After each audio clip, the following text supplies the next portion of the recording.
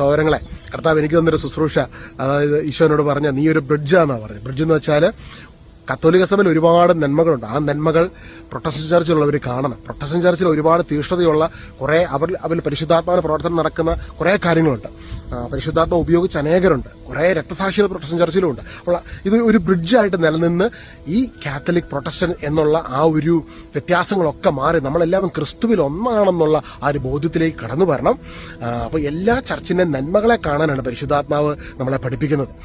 എന്നോട് പറയുന്ന ഒരു കാര്യം അതായിരുന്നു, പരിശുദ്ധാത്മാവ് പ്രാർത്ഥനയ്ക്കിടയിൽ അനീഷ് എല്ലാ ചർച്ചിന്റെ നന്മയെ കാണണം.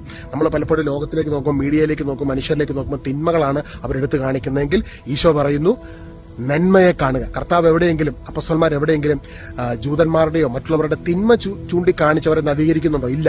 നന്മകളിലേക്ക് ഉള്ള ചെറിയൊരു വെളിച്ചമായിരിക്കും. ആ വെളിച്ചത്തെ വലുതാക്കാൻ നോക്കുക. ആ നന്മയിലൂടെ ആ നന്മയെ പ്രോത്സാഹിപ്പിക്കുക. എല്ലാ ചർച്ചിലും നന്മകളുണ്ട്.